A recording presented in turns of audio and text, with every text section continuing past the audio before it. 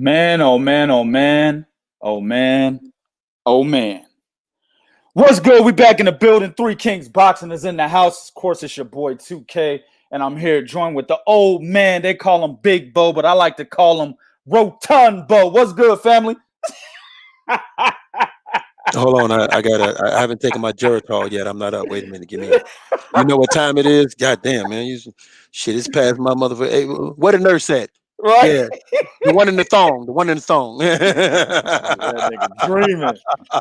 Hey, man, oh, hey. First, let me just say this: great motherfucking fight. Bottom goddamn line. Great fucking fight. Great fucking fight. Excellent fight. Also, let me say shout out to Teofimo Lopez, man. He went out there and did exactly what he was supposed to do. You know what I'm saying? I'm gonna tell you something, man. He kept high volume. He kept the pressure on Lomachenko. One thing that I noticed that I didn't expect, and I'm not gonna break it down. We're gonna do the whole card. We're gonna get into it a little bit later. But one thing I didn't expect was for Teofimo Lopez to match Lomachenko's footwork. I said early that. on. Remember, I said that. And you said no. I disagree. I sure did. I sure did say that. But we didn't have no data to say that Teofimo Lopez was going to be able to do that. You see what I'm saying? It was after, I believe, the first round. Loma tried to throw an angle at him. It was literally at the end of the first round. He tried to throw an angle at him, and Teo spun away. He stepped over and kept Lomachenko in front of him. When I saw that, I was like, oh, shit, he been watching tape. That motherfucker been watching tape and he been in the fucking gym working on his footwork, dog. Real talk. But first, we're gonna do the whole fight card. Then we're gonna get into the whole Lomachenko, Teofimo Lopez, them dirty ass scorecards, and what Teofimo Lopez needs to do next. But first, man, we're gonna break the undercard fights down. I got some words I gotta say first to the British boxing fans and Lewis Ritson. Let me say something real quick. I had gotten an argument with this one cat. I don't remember who the fuck his name was. You know, I don't be remembering these niggas like that, bro. Right. I was telling him Lewis Ritson is whack. He's a domestic level fighter, right? He is. At one point, we liked him till he fought Francisco Patera. We really saw what he was about. Domestic level fighter. He can't fight on the world stage. He'll lose on the world stage. This motherfucker wanted to argue with me to the end of the day, bro, and beyond. That Lewis Ritson is a newfound fighter, right? Mm-hmm. And I can hear myself a little bit on your end, a little bit of feedback. Oh shit! But, let me turn this down. He's a newfound fighter, right? He's ready for the world stage. His win against Robbie Davies Jr. showed that. But then this nigga went life and death in a boring ass fight against a 33-year-old shot fighter. I mean, Miguel Vasquez is 33 years old, but he fights like he's 53. Why? Because of all the shit that he's been through. His very first career fight was against Canelo. And then he fought him again later. Then he became a WBC lightweight champion for a long time. Has some wars out there. Right? Been knocked out twice in his last 10 fights. And, you know, he had 4 losses, and 2 of those losses were by knockout in his last 10 fights, right? So he's been getting mollywopped, and Lewis Ritson couldn't defeat him. I'm going to tell you, man, Ritson better hope that Josh Taylor, Jose Ramirez move up, even Regis Prograis, hell, even fucking Maurice Hooker, who's saying he's at 147. He needs all of 140 to be clear for him to even sniff a title, bro. Mm-hmm. Lewis Ritson is terrible, bro. He's fucking terrible. So that dude that was arguing with me to no end, there's my motherfucking proof right there. His fight with sorry-ass, old-ass, washed-up Miguel Vasquez and barely won that fight. Let's move on to the next shit, though, man. Hey, man, how did you feel about – they said his name is Hosu. I would call that nigga Josu, nigga. Like Jose, but Josue or some shit. Josue Vargas, whatever his name is, man. How'd you feel about his win over Kendo Castaneda, dog? I felt that it was a reprieve from watching Lewis Ritson live up to his famous name as the Sandman. Okay, yeah. But with that being said, all right, because you know I got to get my shots in on them motherfuckers too. Fuck them. But anyway, word up. You know what I'm saying? And don't be like, you just hate British guys. No, we have affiliates that are fucking. Yeah, we got affiliates that are from the UK. UK, Australia, goddamn. So get the fuck out of here. That's not who we are. Vargas showed me something in that fight, but it's funny because I wanted to and I'm glad I didn't. See, sometimes y'all may not have noticed this, but I'm a little bit, north of I'm a little bit south of 45, right? So north, nigga. Okay, north. right. No, I'm a little bit north of 45. So sometimes I hear things and I'm like, I don't know. So when 2K was talking about how the guy that Vargas fought, I can't remember his name, drawing a blank. Castaneda. He was like, no, he was saying all these things about Castaneda. And I wanted to be like, hold on, 2K, man, wait a minute, man. The dude got to have learned something, man. He fought Jose Zepeda to win 12 rounds. But you know why I didn't say nothing? Because he's from Texas, 2K from Texas. Nigga might know what he's talking about. And I'm glad I did. Why? Because I saw the exact same thing you said against Kendo Castaneda. I did not see a different fighter at all.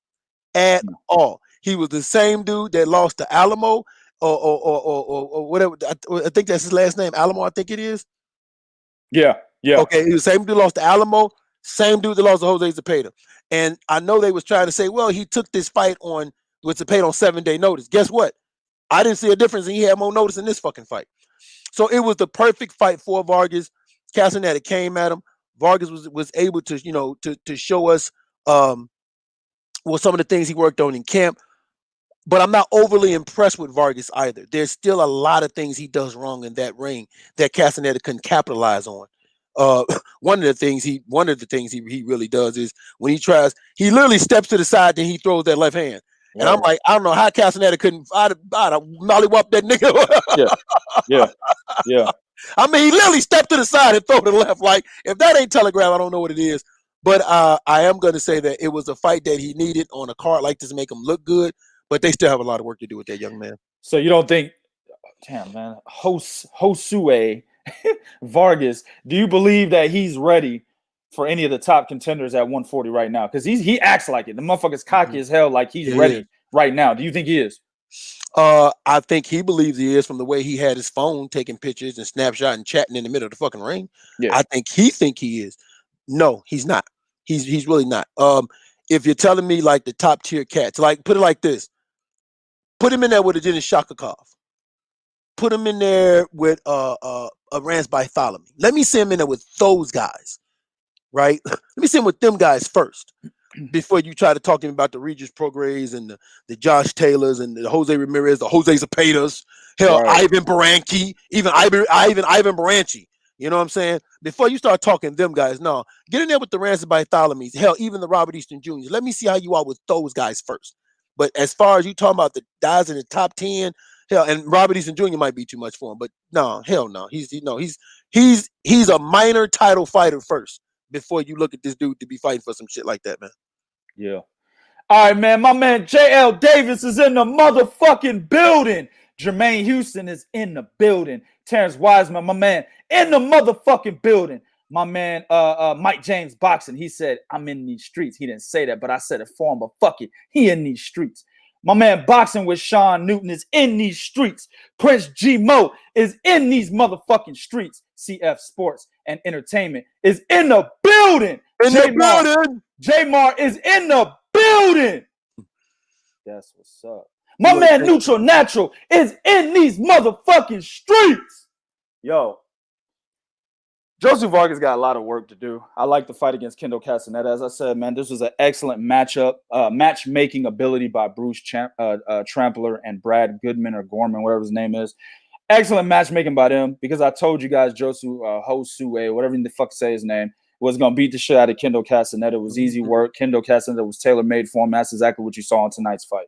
Is he ready for anybody at any of the top guys at 140? Nah. Give him a couple of step-up names, contenders. Maybe a O'Hara Davies, right? Maybe a Victor Postal or something like that, right? Victor Postal still trying to find his way after the Jose Ramirez loss. Somebody, names like that, a former champion, or somebody that was on the cusp of fighting for a title but lost fights that could have got him there, like I mentioned, O'Hara Davies, right? Losing to Jack Catterall and Josh Taylor. Those are good fights. Ryan Martin, right? That's another guy that was in the WBSS. Give him a fight like that. Let's see what he's made of. All right, man. Move to the next one. Edgar Berlanga, 15-0, 15 knockouts. Another fucking first-round knockout. That's 15 in a row. He knocked out some Von Alexander looking nigga. We don't even know his name. Don't give a fuck about his name at the end of the day. Knocked him out in the first round. But, Bo, there was some controversy, man. They said the stoppage was premature. Did you feel it was a premature stoppage? I honestly did. I think the ref should at least let the guy go down. You got to let a guy go down. Yeah. You got to let a guy that's never been knocked out, you at least got to let him hit that canvas one time. Yeah. Okay. Yeah. Because as long as a guy who's never been knocked out is on his feet, he's always going to feel he has a chance. I don't care what he looked like. He's going to feel he has a chance. And then on top of that, he hits him with a hook. He's trailing back to the ropes. You don't know what's going to happen, next after that. So you at least got to let a guy like that get knocked down. But I think because of the age of the day that we live, let me say something, man. We live in the age of beta male pussyfoot society, where, and that's just what it is. Beta. And it's infecting our fucking sport so much so to the point where everybody's trying to be cautious. Everybody's trying to be careful. I am not saying that I'm an advocate for people dying in the ring, but this is fucking boxing. This ain't fucking tag. This ain't fucking flag, touch. None of that shit. It's boxing. It's contact. And as fighters and as competitors, we know we get in that ring, what to expect. We know we put our lives on the line. But when a guy's never been knocked down and you want to see if a guy's ready for that next level, you got to see if this dude's going to get knocked down. So it was definitely early, but I do think he was on the way to getting that stoppage anyway. Yeah, he was on his way to getting that stoppage. It wouldn't have mattered if it would have been right then or there, or if they would have let it go. I think there was like a minute left in the round. It probably would have happened another 30 seconds later. If he would have got to the second round, it would have happened there. It wouldn't have mattered at the end of the day. My thing is, Mike Tyson made a good point after this fight. He said, we will see what Edgar Berlanga is really made of if he goes 10 rounds with a motherfucker and knocks him out the same way he just did all these guys in the first round. Mm-hmm. That's an excellent point. And that goes to what I said in the fucking pre-fight prediction video we did the video right before this one, where we gave all our predictions on all these fights. And I said the only intriguing thing about Von Alexander Jr., the nigga he just fought, was that he's never been knocked out, and he might be able to take Edgar Berlanga into deeper waters, right? Deeper into the fight, where we have to see if he still has that ability to fight the same way he's been knocking all these guys out in the first round, and maybe like round 9, 10, 11, right? Mm-hmm. That was going to be the intriguing factor, but he wasn't able to do that. And that's exactly what Mike Tyson says. So basically, Mike Tyson agreed with me after the fact. So at this point, 15 straight first round knockouts. I don't want to see him fight nobody else of that caliber. Give him a name. Give him a name. You have to. Chris Eubank Jr. Chris Eubank Jr. Chris Eubank Jr. Jose Uzategi. Well, no, Canelo about to fight that nigga. Abney Yildirim. Yeah, I was about to say Abney Yildirim. Oh, wait a minte. Yeah. Wait a minute, Canelo. Yeah, exactly. Give him a fucking name. As long as they give him a name, dog. At the end of the day, there's not much more that we need to worry about with Edgar Berlanga. That's what I want to see. I don't want to see him fighting no more of these guys, bro. We know that he can knock them all out in the first round. Now it's time to give him a name. Real talk. All right, man, we're going to go to the next one as we wait for Bo. He just, motherfucker got overly excited and kicked himself off the goddamn stream. But we'll wait for him to jump back on. We're going to move on to the next one. That's going to be Arnold Barboza Jr. versus Alex Saucedo, man. Now, the problem I have with Arnold Barboza Jr. is this. We said in the pre-fight prediction video that he pretty much is one of the underrated prospects in boxing, right? Because of his technical ability. You hear a lot of talk about, Jerron Boots Ennis, Virgil Ortiz, right? You had heard a lot of talk about Joshua Greer Jr., guys like that. But the problem with Arnold Barboza Jr. was that he's so technical that I guess he wasn't exciting enough for people to keep talking about him, right? And also, you don't see Arnold Barboza Jr. on social media talking shit to cats or nothing like that, right? So this was supposed to be his coming out party. Alex Saucedo is a formidable opponent. He's highly ranked, right? And a few of the major sanctioning bodies, the 4 major sanctioning bodies, right? He has one title shot opportunity under his belt when he tried to fight Maurice Hooker for that WBO title and ended up losing, but it was an excellent fight. They both traded, I believe, 2 knockdowns each, if I'm not mistaken, or maybe 1 knockdown each. But it was a burner. It was a slugfest that Alex Saucedo ended up losing, right? Mm-hmm. So he's a very experienced fighter. This was supposed to be his coming out party. And he had the skills to make it his coming out party. The problem with Arnold Barboza was that he made it a harder fight for no fucking reason. Actually, the reason was he wanted to show people that he could not only be a technical fighter, but he could be an exciting fighter too, in hopes of boosting his fucking marketability. Here's the problem with that, dog. You gamble. You're literally shooting dice when you do that, right? Because your marketability is where it is based on who you are, right? The technical fighter. Then you go in there and get beat the fuck up, right? Then people are going to be like, oh man, this nigga not as good as he said he was. You see? Even though you were in there doing something that you're not normally doing in fights, you're not doing the same things that got you to the level that you're at right now. You did something to appease to the fans and basically help your marketability. Well, the fans and even the critics in boxing and some of the media guys are looking at that as a detriment to who you are. Because they're like, hey, this motherfucker boxes like this, but he showed up like this. Now that has a negative effect on what you expected to be, on your marketability when you expected it to be a positive effect. And that's what we saw with Arnold Barboza Jr. Too much sitting in the pocket early on in the fight, getting hit way too much when he didn't have to get hit. He didn't start turning it up until the latter half of the fight, basically turning into the Arnold Barboza Jr. that we know. But by then, he had already been pieced up too much. And basically, the story was already told. So I don't think even with this win, it has even boosted Barboza's marketability at all, fam. Man, what do you think about this, man? Man, listen. What did I tell y'all? I said the problem with Alex Saucedo was he had Abel Sanchez and he's trying now how to learn how to be a boxer. But we saw what happened, right? When he saw Barboza, like Alex Saucedo actually could have probably won this fight if he just said, oh, you want to be the brawler? Fuck it, I'll be the boxer. But he don't know how to be the boxer. That's Alex. When Alex Saucedo be like, oh, you want to be the brawler? Then fuck it. You know what I'm saying? I'll be the boxer. Before we go on, we have royalty in the building, ladies and gentlemen. Ladies and gentlemen, we have royalty in the building. Adrian Yoshino is in the building. What's good, Adrian? But Barboza made this fight a lot harder than what it should have been, because he wanted to show everybody that, hey man, I can stand and I can actually go toe to toe. Here's where Barboza is lucky. He's lucky Alex Saucedo is not a big puncher. He's really lucky. He's really lucky Saucedo is not a big puncher. If that's Regis Prograis, that motherfucker's taking a nap. Yeah, he's taking a nap. Exactly. So he's lucky he wasn't doing it with a big puncher. But I will say this. The only thing that bothered me, there was a moment where it looked like that pace started to get to Barboza a little bit, but he caught a second win. And he's lucky he was in there with someone who wasn't able to, even though with the experience that Saucedo has, he doesn't have the IQ to match that experience. So he didn't catch that, man. This guy actually started getting a little winded and he didn't realize to jump on him. But nonetheless, good performance. I don't ever want to see him fight like that again. Stick to what you're naturally good at. Stop switching left to right. That shit don't work for you. That's not who you are. I don't know what fighters, distinct fighters have with trying to find their fucking identity when they're in the ring. You supposed to know. Hold on. Go ahead. My man here said, let me see if I can find it, dog. He said he liked it. My man Prince Gmo. He said, yo, Barboza was switching in and out, going southpaw. He still fucked the nigga up, man. He said, you don't know what you're talking about, bro.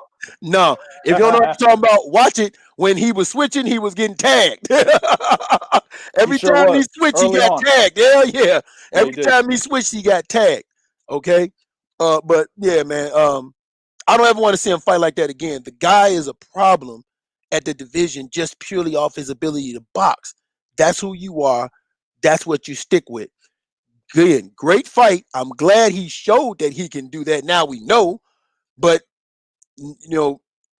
take heed to this, because if you try to do this, like I said, against some of the upper echelon fighters that got some pop, dude's gonna go night night, because Saucedo was landing some leather. He's just lucky Saucedo is not a knockout artist.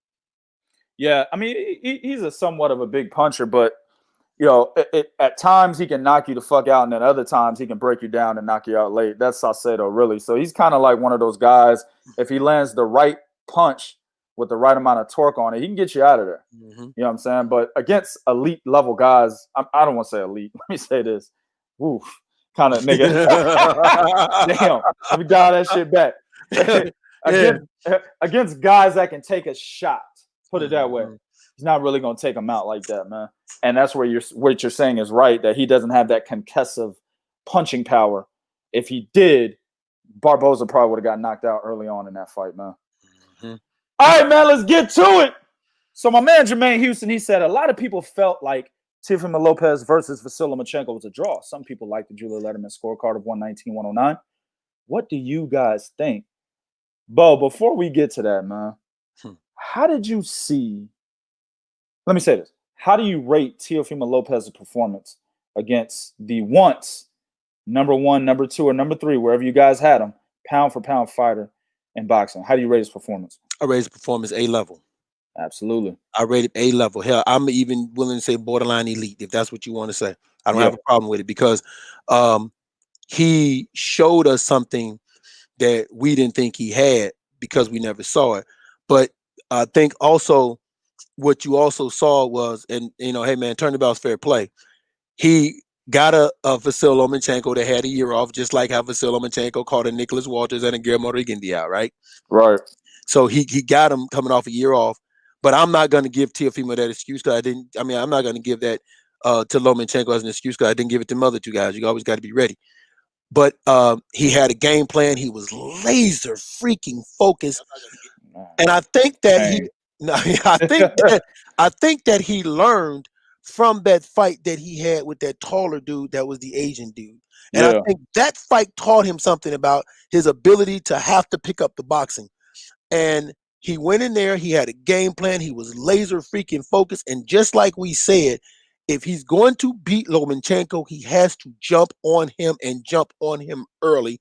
And that's what he did. And he didn't let up off the gas. So yes, A level, even if you want to say elite level, because he raised his game to a level that we didn't know he had. So definitely A level for me, man. Absolutely A level. he will crack the 3kingsboxing.com pound for pound list after this win. Hey, man, it don't matter what you did right before that. If you take it to a pound for pound fighter and take his fucking titles, then you also take his motherfucking crown. I'm not saying Teofimo Lopez is number one, but he's definitely in the pound for pound list with this one win right here, simply because Vasyl Lomachenko was top 5 pound for pound when he fought him. So he's definitely going to crack that pound for pound list on 3kingsboxing.com. 100% A+ performance, in my opinion. Let me say this. Let me go with a solid A. Let me take the plus off, because I think that he faded late in the fight and allowed Vasyl Lomachenko to get back into the fight. If you guys haven't seen my scorecard on Facebook, I had this fight a draw. I had a 114-114. The reason being is because I had Vasyl Lomachenko sweeping rounds 7 through 11. And I also gave Vasyl Lomachenko round 2. Round 2 is one round that Lomachenko snuck in between from rounds 1 through 6. He snuck that round in. That's where he was actually catching Teofimo Lopez in that round. And Lopez really only landed 1 or maybe 2 shots in that round. The rest of his shots were landing on Vasyl's gloves or his elbows. He did land that straight right hand to the body, which was money early on, right? But that's the only punch he really landed in the second round, right? Other than that, there was a glimpse of what Vasyl Lomachenko was going to do from round 7 to 11 and round 2. But he went back to the round 1 Vasyl Lomachenko from rounds 3 to fucking 6. You know what I'm saying? Mm-hmm. So I gave him that round. Round 7 is where he turned it up, right? Yes, he figured out, all right, I'm losing these fucking rounds. I got to turn it up. Turn it up in round 7. He was beating the hell out of Teofimo in round 8, round 9, round 10. I think round 11 might have been his best round, if I'm not mistaken. I believe it was round 11 was his best round, right? There was a point where we thought Vasyl Lomachenko might be trying to stop Teofimo Lopez. That's how bad it was. Actually, to be honest with you, if you look at all of the rounds from 1 to 12 and see who had the biggest round in that fight, it was Vasyl Lomachenko in round 11. Teofimo Lopez didn't dominate Vasyl Lomachenko the way Vasyl Lomachenko dominated him in round 11. Not at any point in that fight. What Teofimo Lopez won off of was sheer volume, effective aggression, right? That's pretty much what it was. Not defense, not punching accuracy, in my opinion. Now, a lot of you niggas like to look at punch stats. I tell you guys, don't look at something that even the official judges can't even use for to have a final scorecard for. I'll say this again. Punch stats are inadmissible for judges to use to determine their final scorecard. It's just like a fucking lie detector test in the court of law. If you take a lie detector test with the police and you fail the motherfucker, it doesn't matter because it's inadmissible in court. So punch stats are the equivalent of a lie detector test, and boxing as a lie detector test is in the justice system. So don't look at it when you're scoring your fucking fight, because all you're going to do is skew your goddamn scorecard, right? Yep. You should be a boxing enthusiast. If you're trying to score a fight and you can't watch a fight and score it, then you don't need to be trying to score fights. If you need CompuBox or punch stats to help you score a fight, then goddamn it, you shouldn't be scoring a fucking fight. All right? So at the end of the day, Teofimo Lopez won the early half of the fight because of sheer volume, effective aggression, right? And he dictated the pace of the fight. But defense and punch accuracy, I wouldn't say he won, but he was so well at dictating the pace and applying effective aggression that he took those early rounds, besides round 2. Now, here's the kicker. I had it a draw, Bo, right? Mm-hmm. But I have no problem with the 116-112 scorecard. Here's why. That's only 2 rounds away from what I had it on, right? Mm-hmm. Round 2 and round 7, I gave to Vasyl Lomachenko, but those 2 rounds were swing rounds. My man. If you give round 2 to Teofimo Lopez and you give round 7 to Teofimo Lopez, well, guess what scorecard you got? 116-112. That's why I have no problem with that scorecard. That's why I have no problem with Teofimo Lopez winning the fight, right? I looked at this, had it a draw, had no problem with Teofimo Lopez winning the fight. The problem I have is with the scorecards, but we'll say that for last. Right? At the end of the day, fam, and I already mentioned one thing that's surprising about Teofimo Lopez. He was able to match Vasyl Lomachenko's footwork early, bro. Mm-hmm. This was a tale of a fight in which Teofimo Lopez needed to bank the early rounds in order to survive in the late rounds. That's exactly what happened. Yeah, it is. Because the scorecards don't tell you that. Scorecards don't tell you that, right? But I guarantee you, if Teofimo Lopez would have maybe taken 2 of the first 6 rounds and then the 12th round, people would be crying robbery right now if the scorecards were the same. You see what I'm saying? If he would have decisively taken 2 of the first 6 rounds and then the 12th round, people would cry robbery right now. That's how close of a fight it was. You see what I'm saying?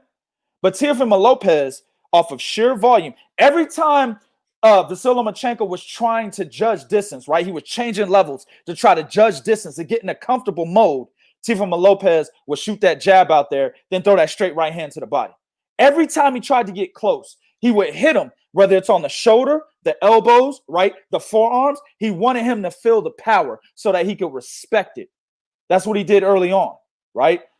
We've said this shit several times on this show and shows before this, and there's going to be shows after this, right? That when you touch a motherfucker, it doesn't matter if you land clean. If you touch him and he feels what you got, it can change his game plan. That's what you saw against Vasyl Lomachenko in the first half of this fight, man. Vasyl was like, all right, I can do to him what I did, right, to Jason Sosa. I could do to him what I did to Jorge Linares. I could do to him, and cycle those comments, Bo. I could do to him what I did to Guillermo Rigondeaux, Gary Russell Jr., Nicholas Walters, right? Anthony Crolla. I can do that to those guys. I could do that to Teofimo Lopez that I did to those guys. The difference was the size. He's fought bigger guys, right? Vasyl's a natural, 126 or one? He's actually a natural 130. 130. Mm-hmm. I think he fought 132 in the amateurs, which is lightweight in the amateurs, right? So he's really a natural 130, okay? But he's fought bigger guys. All the guys at 135 are naturally bigger than Vasyl Lomachenko. But what he didn't see, or at least what he didn't expect, was the power that Teofimo Lopez had, right?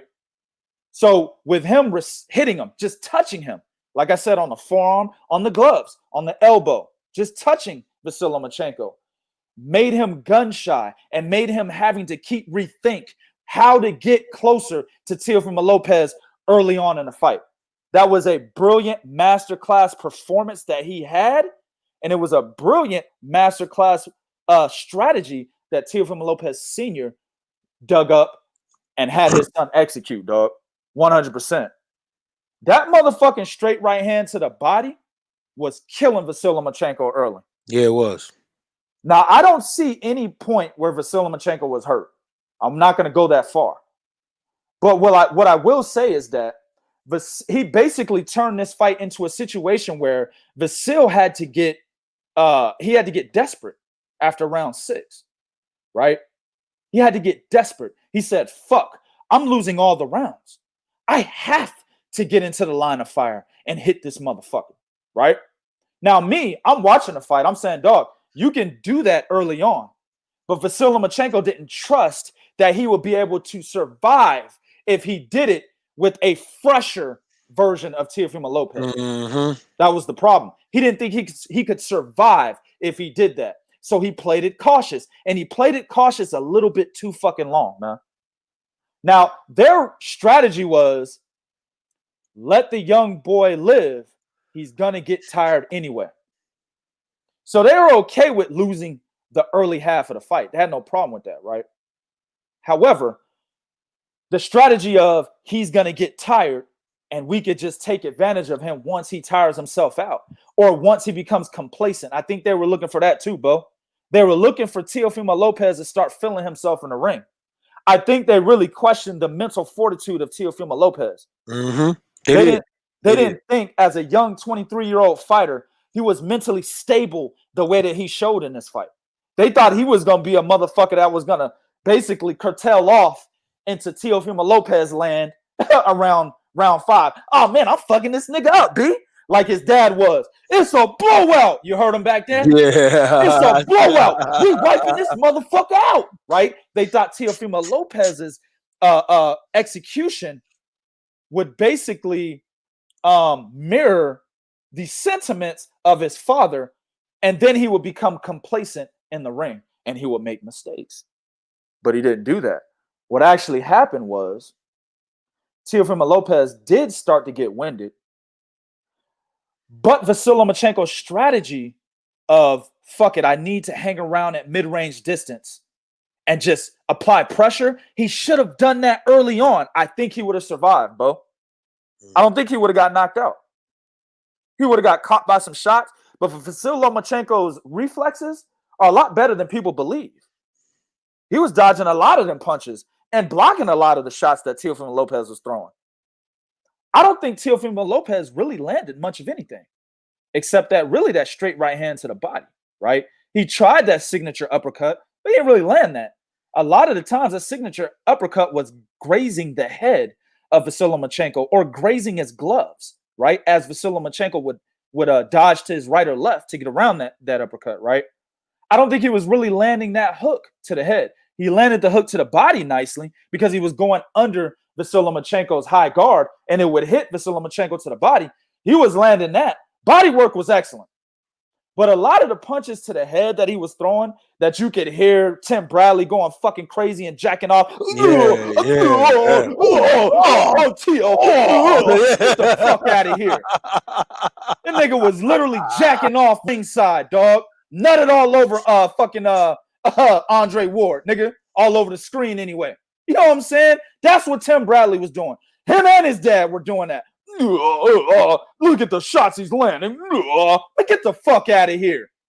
All of those shots were landing on the gloves, the forearms, the elbows. But what I will give him credit for is the fucking volume, fam. Because when the judges see that, they see that Vasyl's not throwing anything. They see that he keeps changing his position, right? He keeps trying to go back and reallocate a new strategy of how to get inside. That's what they see. And when that happens, listen, the name of the game is hit and not get hit. If you're not hitting a motherfucker, well then, it doesn't matter if you're not getting hit. If that other guy is throwing more shots and looking like the guy that's putting up more of an effort to devise an offensive game plan, then you're going to lose that round. That's boxing 101. That's how Teofimo won this fight, fam. That's how he won. Because he did that early on, long enough to bank the early rounds and to survive a Lomachenko onslaught. That's how he fucking won. Now, what I saw from Teo, he going to have to work on his stamina, B. Now, some people going to push back on and say, well, he went 12 rounds. What the fuck you talking about, 2K? Let me get this water real quick, dog, and I'll tell you. This is what we do, dog. This is what we do.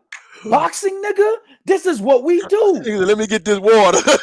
This is what the fuck we do, nigga. I'm going to tell you something, dog.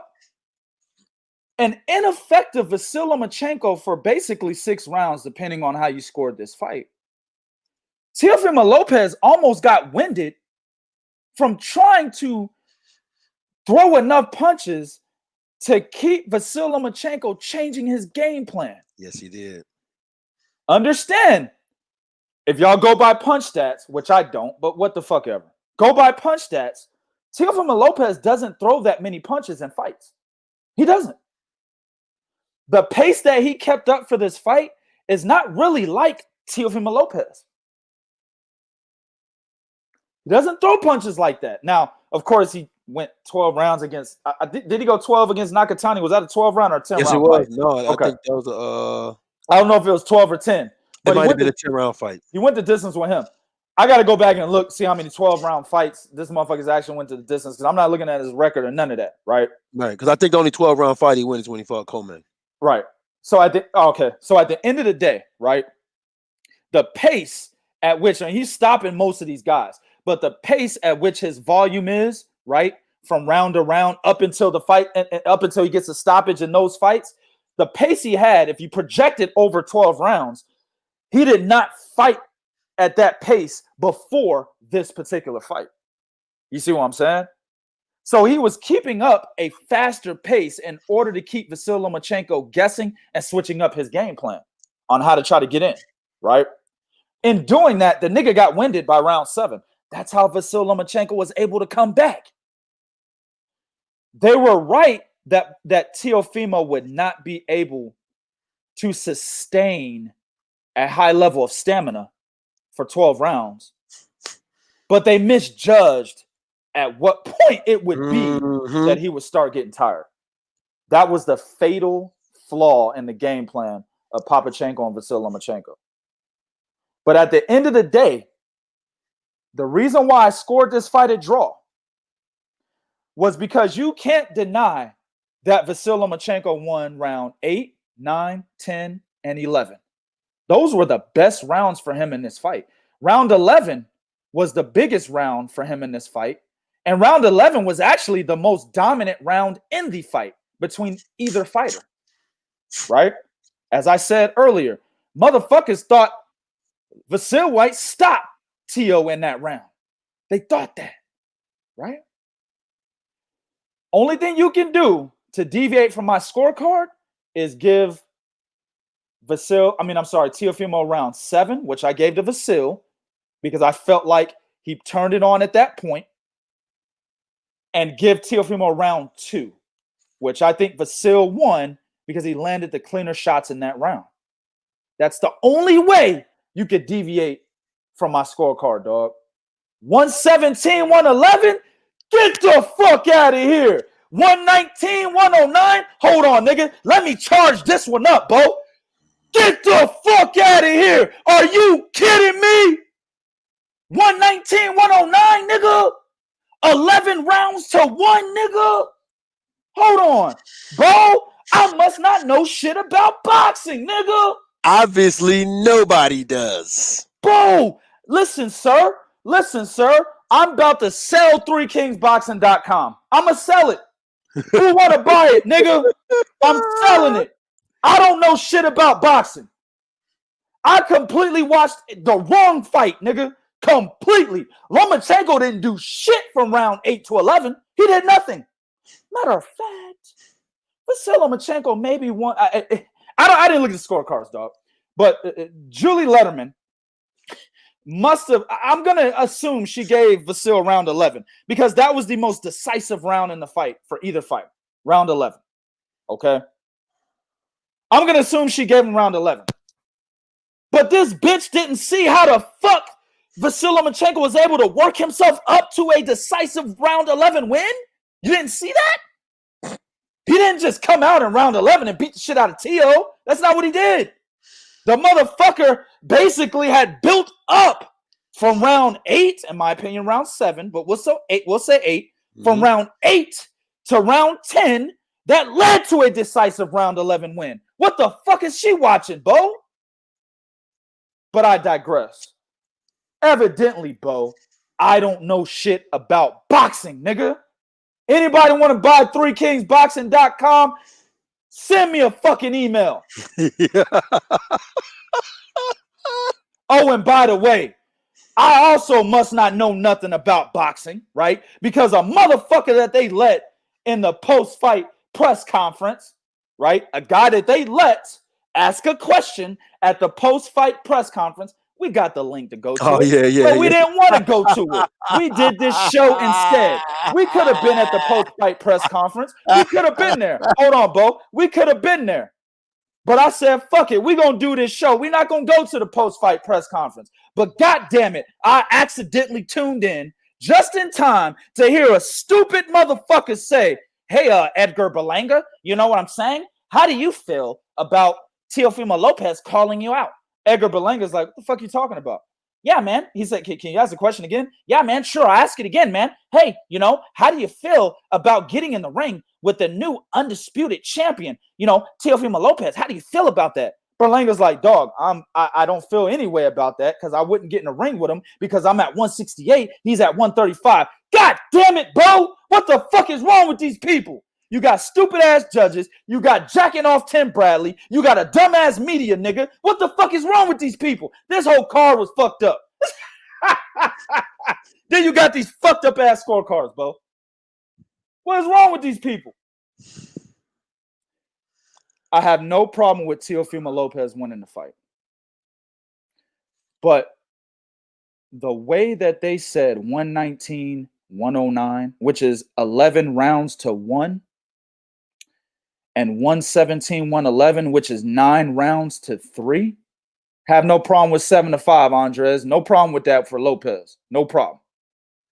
9 rounds to 3, 11 rounds to 1 is a fucking travesty, bro. And I tell you guys this all the time, and Bo says the same thing. These are the fucking reasons why, if we were not running a boxing media website, we would not be watching boxing right now. I'd be watching one of you guys talk on YouTube and Facebook and Instagram or wherever you at, listening to you guys give a recap, because I would not be watching this fucking sport because of stupid shit like that. Then you got a lot of dumbass fans, Bo, that are like, hey, man, what the fuck? The right man won. Who cares about the scorecards? See, I would slap the shit out of a nigga like that if he was in front of me, dog. See, it's not about me. It's about the fighters, Bo. It's not about me, dog. It's about the fighters. Vasyl Lomachenko was robbed of a respectable defeat. Y'all niggas don't hear what I'm saying. Let me say it again. Vasyl Lomachenko was robbed of a respectable defeat, which means if he lost, it should have been by split majority or a very close unanimous decision. Mm-hmm.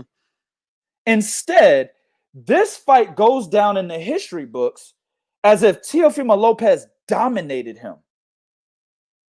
As if Vasyl Lomachenko had no answer at any point in this fight. A fucking casual who knows nothing of boxing but would love to get into the sport of boxing watched this fight and has now been contaminated by bogus judging and biased commentary. You see what I'm saying? That's why casuals always feel like they have the need or the ability to try to argue with boxing enthusiasts such as myself and Bo and others that rock with Three Kings Boxing, right? They feel like they have the need or the ability to fucking argue with us because of dumb fucks like this. Oh, man. So he was robbed of a respectable defeat. We can look at the history books, and unless you saw that fight, you have to go back and explain to dumb fucks that no, bruh, Julie Letterman was sniffing that white girl. She had a heroin needle in her arm, and she was on LSD at the same time, fam. Oh, and she smoked a joint, too, by the way. Laced with PCP, by the way. Yep. She had that Jarrell Miller cocktail. Yeah. Hell yeah, dog. Drug test that bitch, please. We drug testing these goddamn fighters. Hell, the judges are just as fucking important because they're over there deciding who the fuck becomes the next star in boxing, right? If they make that decision, we might gotta drug test these motherfuckers. Or maybe we should scrutinize who the fuck our judges are, right? Mm-hmm. Maybe we need some type of government body. Not talking about the sanctioning bodies, and I'm not talking about these fucking state athletic commissions, because state athletic commissions have a limited jurisdiction. Guess where it is? Their state, nigga, right? Mm-hmm. Maybe we need a government body, nigga, that oversees the goddamn sport. Maybe we need that. Nigga, I'm one that's against a government body. I don't want that. But boxing is so fucking corrupt, nigga. We might need that shit, Bo. We might need a government body to say, hey, Oscar De La Hoya, Bob Arum, y'all can't get that bag to those judges. I see that, nigga. Mm-hmm. You can't give a bag to Julie Letterman, Bob. Give me that shit. We got you like how Brother Nazim got fucking Antonio Margarito. We got you just like he got Antonio Margarito, nigga. Give me that bag, motherfucker. You ain't about to cheat this highly anticipated unified bout. You ain't about to cheat that shit, nigga. We'll take that. Thank you. By the way, you're fined 20 grand, sir, for trying to do that. Maybe we need this, Bo. Maybe we need this, dog. Because I can't stand watching a fight knowing that I saw an excellent matchup, a close fight that could have gone either way, and the judges tell me, no, motherfucker, fighter A won 11 rounds to 1. Shut up, 2K. Huh? Shut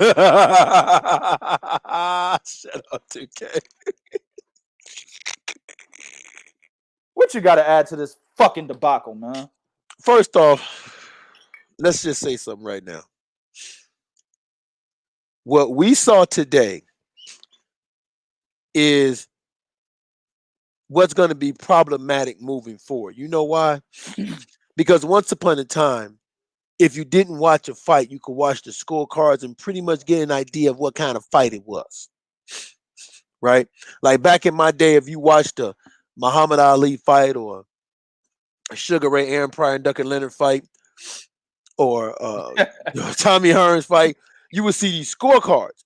You know, 115, 113, 114, 114, 115, 113. Like, damn, wow, that must have been a good fight.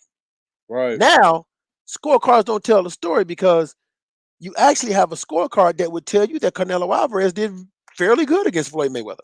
Yep. Because she scored in a draw. Yep. Exactly. All right. And you see how she left boxing after that. She took her fucking bag and dipped. Yeah, maybe Julie should do the same shit, dog. Yeah. Yep. Okay.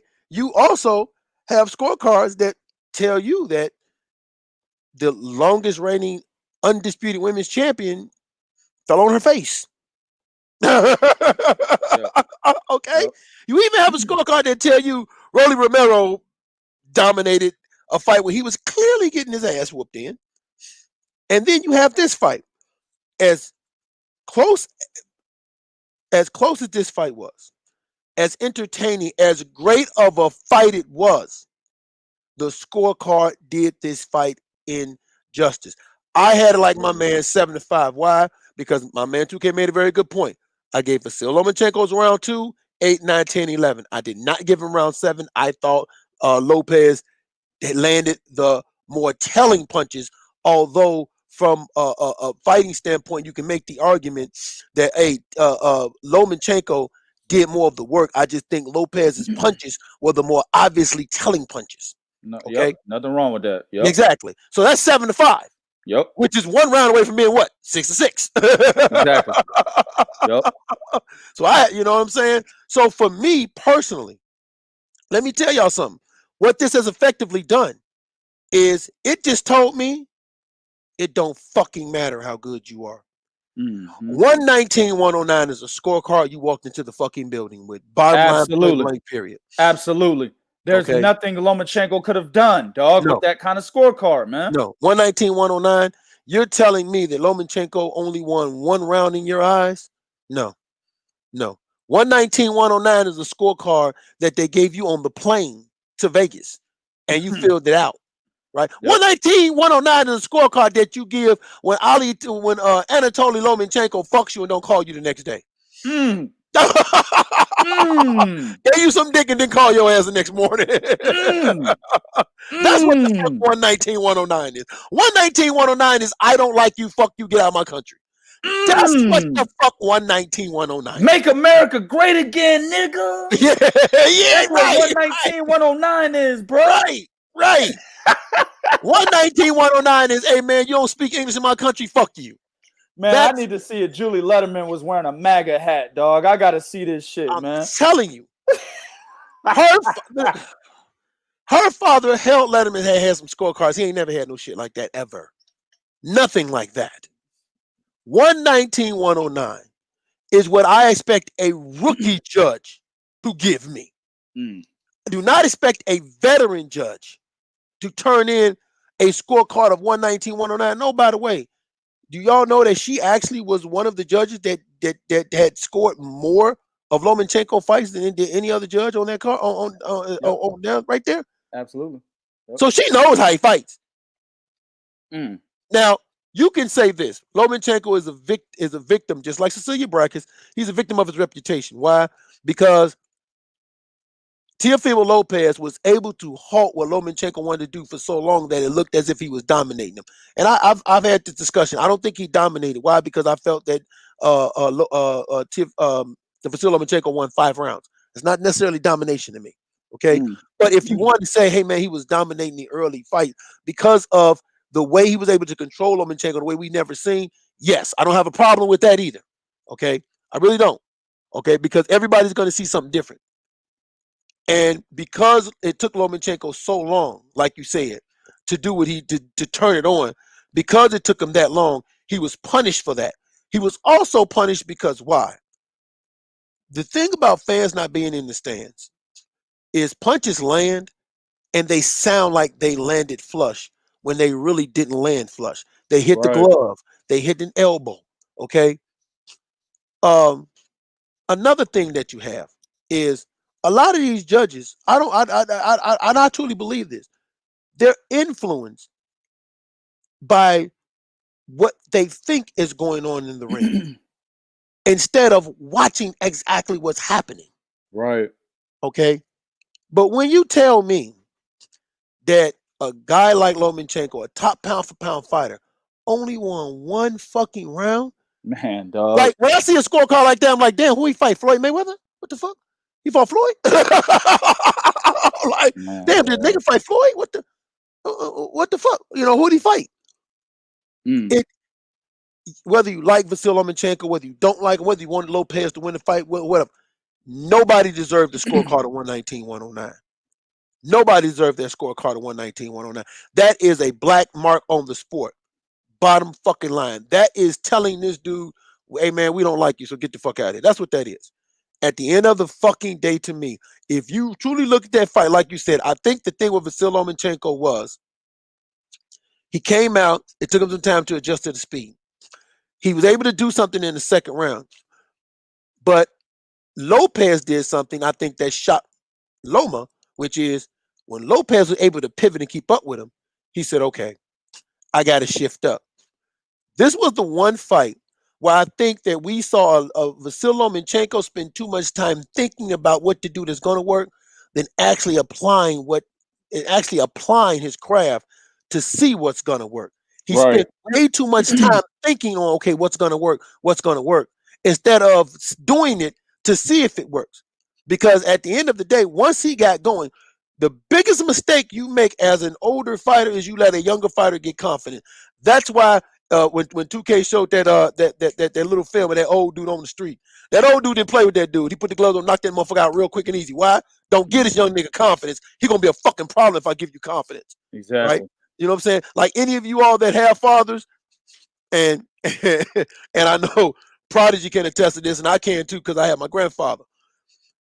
You might think your father was the more like when you play with your daddy, okay, all right, and you're saying to yourself, man, come on, dad, you know, treat me like I'm a kid, but your daddy ain't treating you like a kid. He's treating you like you an opponent. You know why he's treating you like that? Because your father know, hey man, one day when you do get better, okay, when you do get better, you're gonna challenge me, right? But for right now, I need you to be in your place because if you think right now you can beat me, I'm gonna have a fucking problem on my hands. See what I'm saying? And that's what Teofimo Lopez gave Vasyl Lomachenko. Loma had a problem on his hands. Why? Because he allowed the young boy to gain confidence early. And he kept that confidence so much so that even in the midst of looking like it was bleak, he reached back to that confidence and he pulled out that motherfucking 12th round. Right. Okay. You don't let a dude like that get confidence that long. Yep. Lopez surprised me as far as he did something no other fighter did. He went to the body. He used the jab. Antonio, what's that dude's name? Antonio Marco Beretta was very good at using his jab on southpaw fucking fighters. And that's what Teofimo Lopez was able to do. He used that fucking jab. You know how people tell you, oh, the right hand is the best punch. No, you never abandon your fucking jab because you build everything off of that. And he was using that fucking jab. He was able to catch Lomachenko, keep him at a distance, okay? But 2K is right about one thing. There was a point I thought that Lomachenko was going to get Lopez the fuck out of there. Mm-hmm. Because he started doing the shoulder roll. He wasn't throwing them back. Those punches definitely started having some effect on him. So there was a point where it definitely looked like that, Lopez was running out of gas. But to his credit, he dug deep. He poured out. Even when his father told him in the 12th round, you got it, just box. Lopez said, no, fuck that, because I don't know what these judges have it scored. Mm-hmm. If he'd have known these judges had it 119, 109, he'd be like, yeah, Dad, no problem. Yeah, I'm going to go in here, Let me go in here and do this hold shit. this nigga all day. Yeah. Let me get this, dog. My man Virtuoso put $5 on it. He said Lopez better stay at 135. Top rank can build big fights at lightweight, and I don't think he's quite ready to compete at 140. Brooklyn, stand up. I agree with that. Go ahead and finish your thought, bro. Yeah. So basically, pretty much, man, it was an excellent fight. It was a great fight. I think the two scorecards of 119, 109, 117, 111 was grossly did this fight injustice. But I can't stress enough that Vasyl Lomachenko he became a victim of his own reputation. And when you see a guy not doing what he's used to doing and a guy doing something you didn't think he could do, it gives you the illusion that he's running away with the fight. Doesn't necessarily mean that, but that's just the illusion that it gives, which is what we saw with Cecilia Brackets. We were never used to seeing a flat-footed Cecilia Brackets, so it made it look like, and I like Jessica McCaskill, she's from Chicago, but it made it look like the girl did more than what the fuck she really did. Right. See what I'm saying? Yeah. Exactly. Right. But great fight. Hats off to him. Yeah. The thing for me now is going to be moving forward. I'm curious to see what Lopez does, because a performance like this can either make you great or it can cast you down because you've done something great. It'd be hard for you to repeat that again, or you're too happy to even repeat it again. They sound very hungry. They really do. They sound very hungry. But excellent performance by Lopez. He showed me a lot, man. Yeah, excellent performance. Like I said, definitely in the top 10 pound for pound. No doubt about that. Teofimo Lopez's name will be entered in that. My man Scott Brown, he said Loma would have been KO'd if he had thrown more early. Lomachenko did not want to beat Jose Aldo. Under what pretense? Because Teofimo Lopez did land shots on Loma and he never hurt him. So under what pretense do you believe that Loma would have been knocked out when we didn't really see Loma get hurt in this fight? There were a couple body shots that made Loma back up, but then he continued to apply pressure, and that was, I believe, in the 12th round. That was in the 12th round. So what is the pretense that you're basing that statement off of? And I'll double up on that because my man Prince G. Mo, he agreed with that. He said him doing that early would have been a suicide mission. Under what pretense? There's no indication anywhere in this fight that a headshot from Teofimo Lopez would have stopped Lomachenko early. He should have applied more pressure. And that would have definitely helped him in banking some rounds early on. And he probably would have got the fight won. Well, shit, I don't know about because Julie Letterman's scorecard. But maybe he would have been able to turn around the 116, 112 and the 117, 111 if he would have applied pressure a little bit earlier. My man Heisenberg put $7 on. He said, putting something on the collection plate. Appreciate you, big dog. He always there putting something on the collection plate, my man. So at the end of the day, bro, there's no indication. That's just speculation. Saying, oh, man, they would have got floored, knocked the fuck out. I seriously doubt that. I think you guys are not giving a lot of credit to Lomachenko's chin and his ability to take a shot. You know what I'm saying? But it is what it is, man. Bo, you just mentioned, you said you think you don't know where they go. They seem hungry. But I disagree with the notion that Teofimo Lopez Sr. seems hungry. You want to know why? Mm-hmm. Because Teofimo Lopez, I don't give a fuck what y'all say. Teofimo Lopez is the unified 135-pound champion. I will not and I will never and this has nothing to do with Teo. Because I was saying before the fight, and I said, I believe on the last show, this is not an undisputed fight. It's not. If Loma would have won, I still would have said he's only unified, right? So this has nothing to do with Teo. But I will never call the winner of this fight an undisputed champion simply because the WBC champion is Devin Haney. Fuck this franchise bullshit. They just threw that shit on us a year ago. We don't even know what it is. And guess what? Neither does Mauricio Sulaiman, man. We got the article on 3kingsboxing.com where Mauricio Sulaiman specifically said, shit, I don't know what the fuck we doing either. So if this nigga don't know what the fuck he doing with this franchise bullshit, then why the fuck am I going to contend or basically allow this nigga, right, to basically supersede my boxing knowledge of what an undisputed champion is and go with this motherfucker's narrative? I will not. Teofimo Lopez needs to defeat Devin Haney if he wants to become undisputed. Yes, nigga, undisputed. Shout out to my man 78 Sports TV, put $10 on. He said, what up, brothers? Teo, a problem out here in these streets. Loma messed up by not jumping on the young boy early. Exactly. That's what I just said. But they out here telling me I'm wrong. But they out here telling me I'm wrong, 78. Can't let a no young bull get going on you. That's why I just used pistols. Well, 78 an old motherfucker, so he up there with Bo. They got to use pistols and shit. I'm still using these motherfucking hands. I'm only 36. But at the end of the day, here's the deal, right? At the end of the day, they have to fight Devin Haney if they want undisputed, family, right? Now, Fernando Goulian, he's saying undisputed, like it or not. Under what pretense? Under what pretense? Franchise champion? So you agree with franchise champion. So I better not see you out here in these streets talking about Canelo's a franchise champion, and that's bullshit. I better not hear you saying that. Also, I better not get any information. In the past, you said that Vasyl Lomachenko picking up franchise champion to not fight Devin Haney was bullshit. Because what you're saying right now is that Teofimo Lopez is undisputed with a franchise tag. That means you must have agreed with the franchise tag from the get-go. Get back in the comment section and tell me that you agreed with the franchise tag from its inception, dog. Nobody did. Nobody even knew what the fuck it was. Niggas was like, what is this? Like the WBA? Is this like the WBA super title? Sulaiman couldn't even explain it. Yeah, that's what I said. That's what I just said. Mauricio Sulaiman still can't explain it.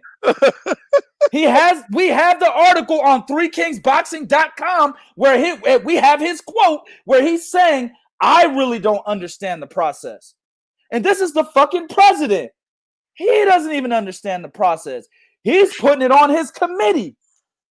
So a fucking process or a tag in which even the fucking president of the organization that created this tag doesn't even understand it, then why the fuck are you going by that narrative? See how stupid niggas are, bro? I don't care if you've been here years. Don't come in my comment section with no fuck shit. Well, here's the problem. Real talk. Here's the problem. When they announced Vasyl Lomachenko, correct me if I'm wrong, did they not say the WBA, the WBO, and the WBC franchise champion? They referred to him as the WBC franchise champion. Not WBC champion, but franchise champion. Also, correct me if I'm wrong, Mauricio Sulaiman, when he created that belt, said the franchise champion is not a real champion. It is a tag. Yep. It is not a championship title. It is the tag. You are the franchise champ. You are the franchise WBC franchise champion, which is a tag. It's not a belt. It's not a title that can change hands or be part of Undisputed. Exactly. They changed the narrative only because why? It's money. Exactly. It was money. This was Undisputed. They wanted fucking money. And hold on. They changed it the month before the fight. Oh my goodness. Took my goddamn point. I was coming back. I was coming with it. Exactly, Bo. These motherfuckers had been saying for a year, hey, you can't take the undisputed franchise tag from an undisputed franchise champion, even if you beat him. That was the rule. And then all of a sudden, as Bo just mentioned, a month before the fight. Oh, wait. Teofimo Lopez. Yeah, Teofimo Lopez is a better fighter to market. Because if you think about it, right, Vasyl Lomachenko is said to be the number one pound for pound fighter, but in reality, we never even had a pay-per-view of the guy. Terrence Crawford's had 2 pay-per-views. So evidently you think Terrence Crawford's more marketable than Vasyl Lomachenko, right? This fight could have been pay-per-view. They put it straight on ESPN Plus. No, it's regular ESPN. I watched it on ESPN Plus. Yeah, but it was on regular ESPN. It doesn't matter. It's the same shit, nigga. That's true. So at the end of the day, right, they put it on ESPN Plus. They didn't put it on pay-per-view. ESPN Plus will be like the substitution for pay-per-view because if you don't have ESPN, you got to pay for the app to see it. Right. So that's why I'm saying ESPN Plus. That's where it was at. So at the end of the day, right, they never even tried to put this motherfucker on pay-per-view. But they're looking at Teo like, yeah, that motherfucker's more marketable. Yeah. You know what? You can take the franchise champion away from him. You can do that. Tag. You know why? It's tag. It's not it's tag. I'm sorry. You can take the franchise tag away from a fighter that has it. You know why? Because it's more money when it comes to Teofimo Lopez. Yeah, you can do it. But I'll tell you something. I'll tell you niggas something right now. If Canelo decides to fight at 160 and loses to Jamal Charlo, I guarantee you the WBC will like, oh no, you can't take the franchise tag. No, sir. No, sir. No, you can't take that from Canelo. No, you cannot. Vasyl Lomachenko, yeah, that's one motherfucker. But Canelo, absolutely not. You cannot take that from Canelo. How much you niggas want to bet me? King Philip put 199 on it. He said, can Teo beat Haney, Tank, Ryan, or the winner at 140? What do you think about that, man? Can Teofimo? I don't think he beats Devin Haney. Actually, the reason, listen, man, what you saw tonight is the reason why Bob didn't want Devin Haney next to Vasyl Lomachenko. Right. That's just a fact. I think Tank. I think Tank would be a good fight for him, and I think all those are good fights. It's 50-50 for all of those fights. I think his biggest problem is going to be Haney. I think Tank, he could probably beat Tank, but I think from a speed standpoint, Ryan would give him some problems. Plus, Ryan is taller, so it would be a matter of footwork for me. But though I think he has a 50 chance with all those fights after what I saw tonight. Yeah, absolutely. At the end of the day, bro, Teofimo Lopez needs to fight Devin Haney, and that's that. He's not an undisputed champion, and I will not call him that. I won't call anybody who, let's say, Canelo fights at 160, right? And let's say beats Demetrius Andrade and Gennady Golovkin again. Now he's holding the WBO, IBF, the WBA Super, right? And then that WBC franchise tag. He will not be undisputed until he beats Jamal Charlo. He won't. You're not going to push a system on me or some type of new policy on me, and your stupid ass can't even fucking explain the new policy. Exactly. That's my problem. You are not going, I will repeat it. You will not push a new policy onto me, and your stupid ass can't even explain the new policy. Get your bitch ass out of here, man. My man Virtuoso put $10 on it. Loma's management applied for franchise status. A make-believe title that convoluted for all you dummies that means extremely complex and difficult to follow by laws. That's my motherfucking nigga Virtuoso. He put him on it. Hey, next time Virtuoso, I don't even know if you black, but you ain't got to be for this. Put it in there, say, for you dumb niggas. Put it in there. I'll give you $10 back. For you dumb niggas. That's what he means by that. No way he's franchise. I mean, undisputed champion. He's franchise champion, sure. He ain't undisputed. And that leads me to my next point. What should he do next, Bo? Should he stay at 140 or should he try to fight those guys? And that's kind of what King Phillip asked. Should he try to fight those guys at 135? Ryan Garcia, you got, as he mentioned, Tank Davis, Devin Haney, who's the WBC champion, right? You know, should he try to fight those guys? Should he defend his unified status, or should he just go to 140 and look for those bigger names up there?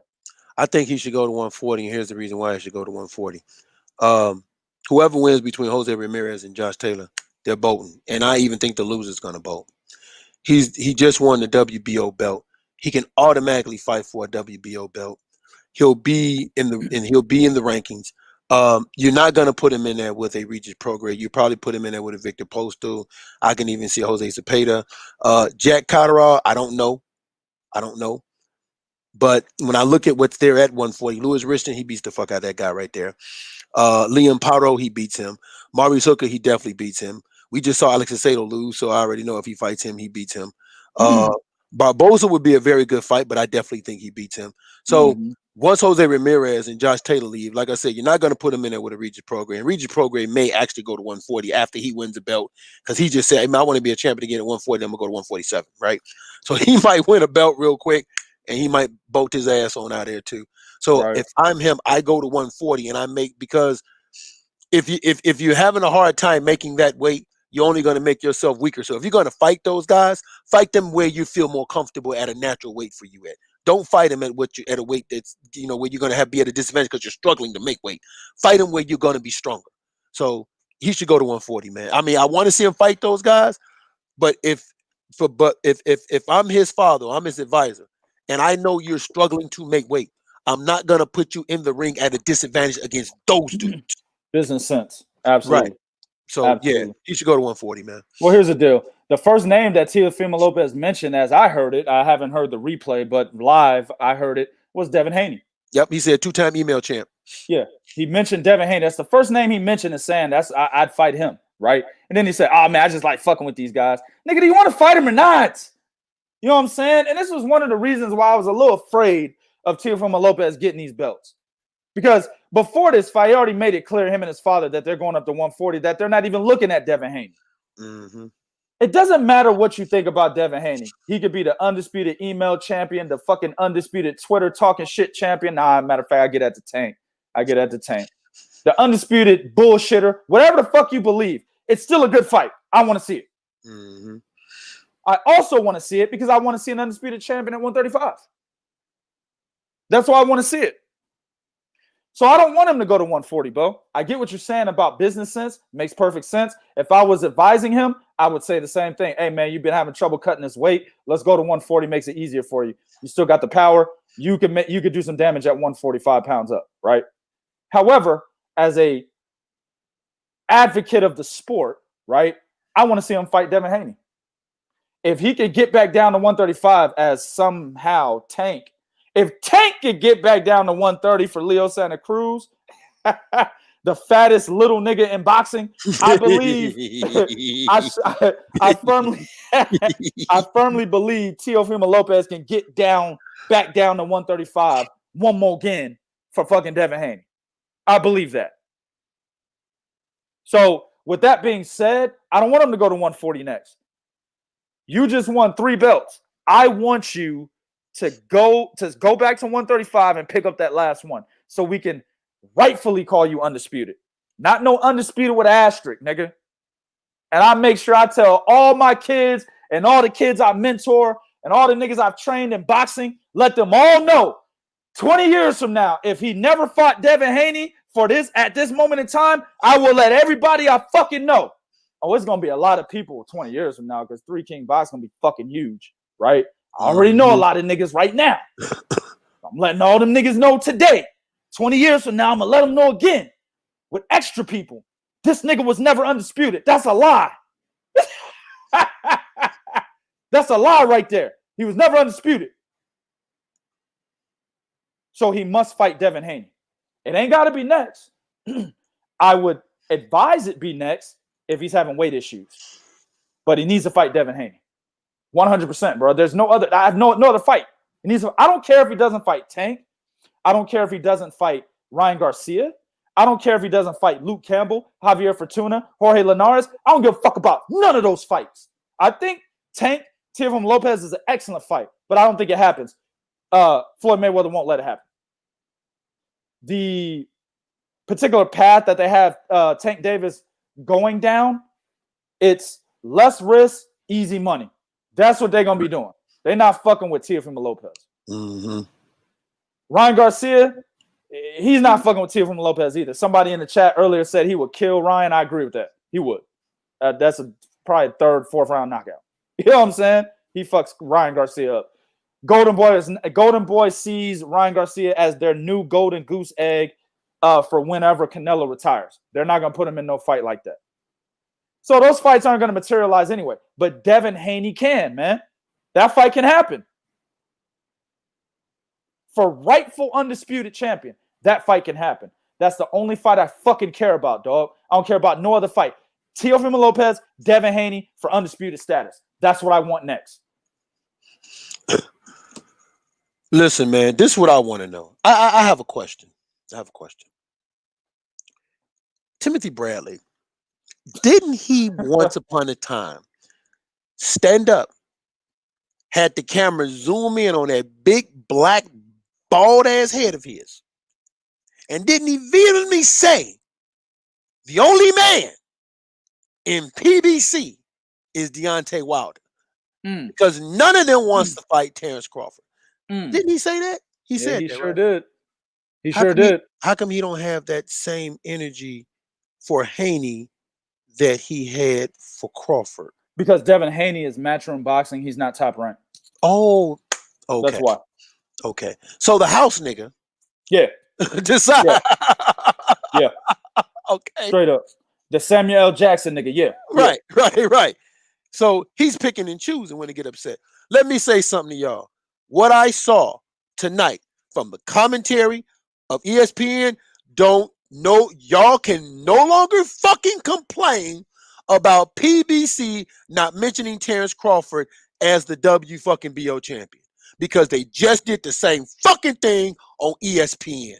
ESPN not once said, even acknowledged that, well, Devin Haney does hold a portion of a WBC belt. They never said that, ever. So if you got mad, if you bitched, if you complained about PBC doing it to Crawford, ESPN just fucking did it to Devin fucking Haney. They sat up there and acted like this nigga wasn't even in the fucking division. I'm tired of it, bro. I'm tired. We need to go to bed, man. Too much facts. It's gonna fall on dumb niggas' deaf ears, man. Yeah. They didn't even acknowledge this nigga was in the division. It's gonna fall in DNDE. Dumb nigga deaf ears. Yep. So at the end of the day, this is why I tell y'all, this is why we say, stop following these entities, stop following these fighters. They're gonna fucking disappoint you. And this is why we say on a consistent basis, if I was not doing media, I wouldn't fucking watch boxing. I wouldn't fucking care. Nigga, I would catch the replay in Portuguese. I don't even understand. Because I don't want to hear the bullshit. Exactly what the fuck I ain't lie to y'all. Exactly what the fuck I would do. What's ruining the sport is these beta male ass fucking beta male ass goddamn society that we have. Beta. That's ruining the fucking sport. These agenda pushing, want to be on somebody's side, make my voice be heard all the time. Social media fucking pariahs. Okay?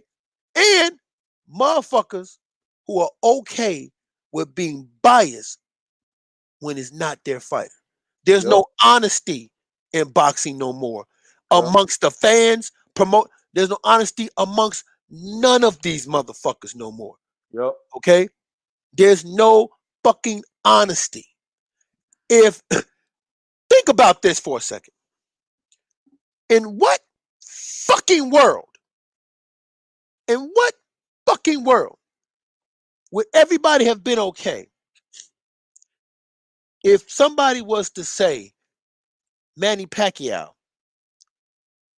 although Floyd is the WBC franchise champion, Manny Pacquiao holds the WBC belt, but Floyd's over Manny Pacquiao, so pretty much Pacquiao betted usually. You think motherfuckers would have been quiet if that would have happened? You think motherfuckers wouldn't have said nothing if Floyd Mayweather was put over Pacquiao, Pacquiao had the BC belt, and Floyd was the franchise? You think motherfuckers wouldn't have went the fuck off? They would have went off, fam. They'd have went off, spammed all our shit. Exactly. You think motherfuckers would not have went off? Okay, so some of y'all are gonna say, "Oh, Bo, okay, no problem. I'll give you motherfuckers another one. I'll give y'all another one." Do y'all really think that we would be sitting here calling Muhammad Ali the greatest of all time if there was a motherfucker that had a belt above him? Y'all really think motherfuckers be calling him the greatest of all time if there was a motherfucker that had the franchise belt and he was just a WBC champion? Do y'all really think that shit? Do y'all really think we'd be telling you how Sugar Ray motherfucking Robinson, greatest of all time, if there was a motherfucker that, if Charlie Burley was the franchise champion and he was the WBC, y'all really think we'd be telling this motherfucker he was the greatest of all time? There'd be an asterisk. Actually, listen, let me tell you something. There's still a fucking asterisk. Because a lot of niggas will say, including myself, and I know my man Lazo hate this shit, that Sugar Ray Robinson ducked Charlie Burley. So most definitely there'd be a major asterisk if the franchise fucking tag was played a part in that. Absolutely. Are y'all really gonna sit there and tell me that at a time we only need 3 belts to be undisputed, right? Only need 3 belts. Are y'all really gonna sit there and try to make Bo believe that if someone like perhaps Joe Calzaghe was the franchise champion over Roy Jones, that we would be sitting there telling you how great Roy Jones is, and you motherfuckers won't be tripping? Oh no! Because Calzaghe, come on, man, stop. They can't even explain to us listen, when you making shit up as you go along, why should we go along with what the fuck you making up just because it fits our agenda? It's wrong, man. It's fucking wrong. You got, like my man said, you got a Jamel Charlo, you got a Devin Haney out here as WBC champions, but yet and still you can say, well, technically he's above you. Okay, well, technically I'm gonna dig this hole, throw your belt in my piss, and you can come get this mother. Devin Haney should no longer walk. Matter of fact, fuck it. Anybody who picked up a WBC belt because they elevated nigga franchise, all of them motherfuckers should actively tell the WBC, fuck yourself, here your belt back, and walk to the ring without the motherfucker. Yeah. Because you just effectively said the belt don't mean shit. It no longer means anything, so why the fuck am I walking around with it? Yep. Bullshit, man. Straight up bullshit, dog. One more thing, man, before we get out of here. What do you have to say to Tank and Teofimo Lopez taking food off that nigga's plate?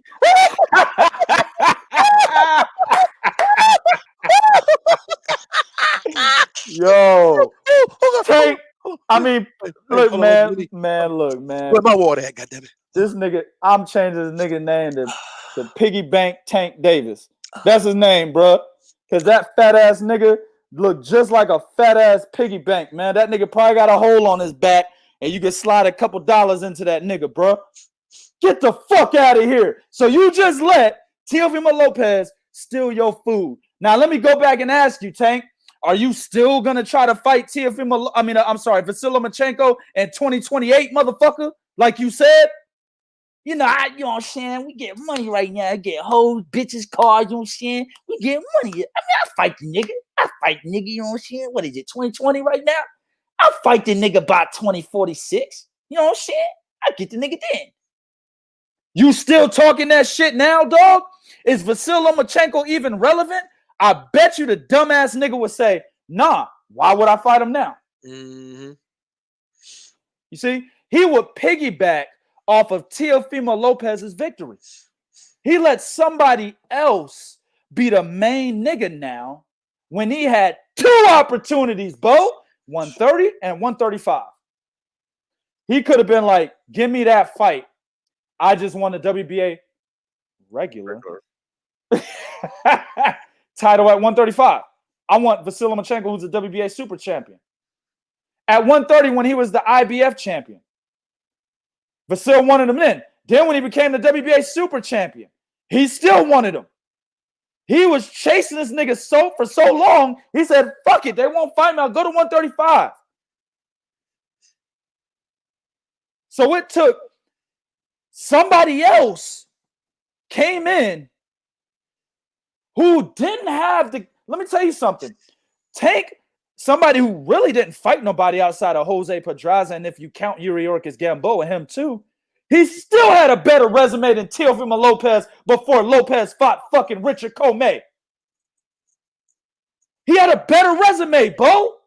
Mm-hmm. Teofimo Lopez was like 8-0 calling out Vasyl Lomachenko, nigga. 8-0. Meanwhile, Tank is a goddamn 2-time division champion at 130.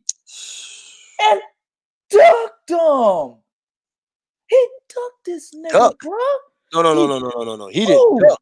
That nigga jumped in a Corvette with a supercharged motor in it and drove down the Autobahn highway. Absolutely. At high fucking speed. Absolutely. Maximum overdrive, nigga. Oh, shit. If y'all know something about that, little niggas don't know nothing about that, bro. Little niggas don't know nothing about that. No, they don't. But that's what he did. This nigga ducked the fuck out this nigga, bro. Yo, he ducked like some nigga was like, blacka at this nigga. He said, oops, got a duck. Man, get this nigga the fuck out of my face. I don't even want to watch. I'm not watching all talk. I'm going to trick or treat, nigga. I'm going trick or treat. You stupid. No. I'm not watching the fight October 31st. I'm going trick or treat, nigga. I'm going trick or treating, bro. Fuck Tank versus Leo Santa Cruz. I don't want to see it no more. Oh, God. You allowed Teofimo Lopez to come out of nowhere. Somebody, by the way, that you talked shit to before and try to dismiss as a top fighter before, you allowed this nigga to come in and take your motherfucking food off your plate. I don't even want to see. I don't want to see it no more, bro. I'm good. Y'all let me know how that fight goes. I'm not watching Tank versus Leo Santa. I don't want to see Tank at all, nigga. I'm done. Because even in my opinion, the fucking Leo Santa Cruz fight is bullshit. Now, granted, it's not really his fault because Leo Santa Cruz was calling him out. So he's kind of just handling business. But it's not a fight that anybody wanted to see. Right. The only credit I give him is he's going down. That's it. He's going back down. I give him credit for that. Because the motherfucker was too fat for 135. Somehow he's going to go back to 130. I don't know how he's going to do it, but he's doing it. I give him credit for that. However, credit is vanquished, nigga, because you allowed Teofimo Lopez to take food off your plate. I go back to that. He could have been the first guy to beat Vasyl Lomachenko years ago, dog. Now, motherfuckers, Floyd Mayweather, his dumb ass, nigga, like I said before, like I said before, but get it out, Floyd! Get it out, nigga! Are you trying to say Tank is not ready for Vasyl Lomachenko? Yes, that's what I'm saying. Nigga gonna try to say Vasyl Lomachenko 40 years old or some dumb shit that he said in one of those press conferences when they asked him about Vasyl. I think he had beat Francisco Fonseca, some bum ass nigga he beat at 130. And they asked him about Vasyl, and this nigga Floyd was like, I'll take that. Gonna answer for this nigga. Talking about Vasyl 40 or some dumb shit that he said, right? He could have beat Vasyl Lomachenko 2-3 years ago, dog. Tank could have been that nigga. Possibly number 2 pound for pound right now, dog. We're talking 3 years ago, 2-3 years ago it was, right? Could have been like number 2 pound for pound right now, dog. But then you let a nigga that was 8-0 come out of nowhere and take your goddamn food. I'm done with Tank Davis, bro. He needed Teofimo to lose this fight to basically save face for the ducking that he's been doing of Vasyl Lomachenko. It would have saved face. Vasyl would have beat Teo. People would have been like, damn, man, this guy's unstoppable. I see why Tank didn't fight him. Right? Mm-hmm. But with Teo beating him, you have nothing to land on anymore, dog. Like these niggas, Teofimo Lopez and his dad took the floor from underneath your punk ass, man. Now you got your little money and shit and your little bling according to according to rumors, nigga, you don't even own that bling. You got to pay your jeweler the money back for that bling. But whatever. You got your little bling, your rented ass cars that Floyd let you fucking ride in, nigga, that you can't afford. Bet. You got your little ugly ass ghetto hoes and shit out there in Baltimore that follow you all over Twitter. None of them hoes are pretty, by the way. I be looking at them. They all ugly, bro. None of them. Wouldn't fuck none of them. I wouldn't fuck any of them. Shit, even the one he muffed at the game was suspect. I wouldn't fuck her either. Absolutely not. If you catch me muffing a bitch in public, that's gonna be a bad bitch. You know what I'm saying? Right. Be a bad motherfucker because I'm insecure, nigga. She too goddamn fine, nigga. I think of myself as a bitch ass nigga. I won't be muffing no number 5 nigga out of 10. Fuck out of here, nigga. Right? But all them ugly bitches that you follow on Twitter and shit that you think you placating to, dog, right? That the one time you take an L, none of them bitches will be there ever again, right? At the end of the day, none of that shit matters no more, dog. Because now Teofimo Lopez is the man. Why? Because he beat the nigga you were scared of. Yep. So go fight your little Leo Santa Cruz. And then after that, go fight Tom Cruise, Ben Affleck, Matt Damon, Bobo Jones. Right? Right. That's what we expecting anyway. Fight him 3 times. Yeah, fight Bobo 3 times, bro. Go ahead. We expecting that. Because at the end of the day, in my opinion, Tank is a fucking afterthought, fam. I'm done with him, bro. I'm done with him. He's afterthought. Here's the problem that Tank is finna run into. What does he go back to 135 for now? Because you fight Leo Santa Cruz, win or lose, you're not staying at 130, right? So what do you go back to 135 for? You're not gonna fight Devin Haney. Now, supposedly you said you're gonna fight Ryan Garcia in 2021. He baited you into saying that, okay, but you're not gonna fight Devin Haney. You're okay with being a backdoor, and I'm gonna say it, a backdoor 2 division champion. Why? Because you're the WBA regular champion, right? So you're a backdoor 2 division champion. You're not a 2 division champion. You're a backdoor 2 division champion. He's equivalent. He's equivalent to fucking Mario Barrios, nigga, 1 division higher than him. Yep. Fuck out of here. Yep. Okay. So I don't see you looking to fight Teofimo Lopez after what we just saw, right? He better. No. That could save him, but that could save. Listen. Tank don't give a fuck about that, man. No, I feel you. And Floyd probably won't allow it. But Tank better get all over social media because that's where he's the champion at, right? Man, nigga, fuck Teofimo. I fight the nigga tonight. I will be looking. I better see Tank going in at Teofimo Lopez for the next 2 motherfucking months. You ain't gonna see that. That nigga ain't got heart like that. You ain't gonna see that. That nigga. Hold on, man. Well, I mean, would you expect that nigga to grow something? I ain't trying to talk bad about Tank, but you expect him to sprout his wings?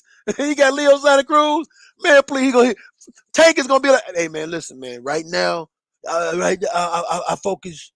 I focus on. That nigga's dumb, bro. He talk like a dumbass nigga too, I focus on Leo Santa Cruz. That's what I'm focusing on right now first. You know, I'm gonna focus on Leo Santa Cruz. Hey, man, give me a Twizzler.